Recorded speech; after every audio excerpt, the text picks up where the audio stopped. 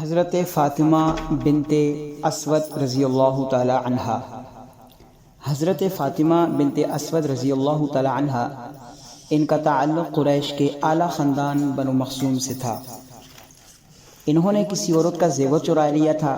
یا بے روایت اخرى حضور اکرم صلی اللہ علیہ وسلم کی شانہ اقدس سے ایک چادر چرا لی تھی۔ فاطمہ بنت اسود رضی اللہ تعالی عنہ پکڑی گئی تو بنو مخزوم نے رسول اللہ صلی اللہ علیہ وسلم کے پیارے صحابی حضرت اسامہ بن زید رضی اللہ تعالی عنہ سے اس خاتون کی سفارش کروائی کہ حضور کچھ رعایت فرما دیں۔ حضرت اسامہ بن زید رضی اللہ تعالی عنہ کے سفارش کرنے پر آپ صلی اللہ علیہ وسلم نے ناراضگی کا اظہار فرمایا اور ارشاد فرمایا، کیا تم مجھ سے اللہ تعالیٰ کی قائم کردہ حدود کے بارے میں رعایت طلب کرتے ہو، یعنی بات کرتے ہو؟ اس پر رسول اللہ صلی اللہ علیہ وسلم کا یہ ارشاد سن کر حضرت اسامہ بن زید رضی اللہ تعالی عنہ لرز اٹھے، کانپ پڑے اور عرض کیا، یا رسول اللہ صلی اللہ علیہ وسلم، میرے ماں باپ آپ پر قربان، میرے لیے مغفرت طلب فرمائیں،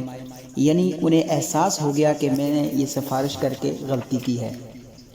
شام کے وقت سرکار دو عالم صلی اللہ علیہ وسلم خطبہ دینے کے لیے کھڑے ہوئے اور اللہ تعالیٰ کی حمد و ثنا کے بعد ارشاد فرمایا، پہلے لوگ اس وجہ سے ہلاک ہوئے کہ جب ان میں سے کوئی معزز یا امیر شخص چوری کرتا تو وہ اس کو چھوڑ دیا جاتا تھا،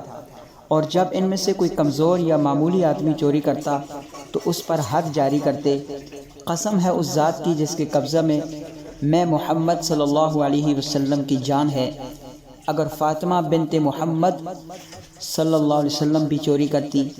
تو میں اس کا بھی ہاتھ کاٹ دیتا۔ چنانچہ حضرت فاطمہ بنت اسود مخزومیہ پر حد جاری کی گئی اور ان کا ہاتھ کاٹ دیا گیا۔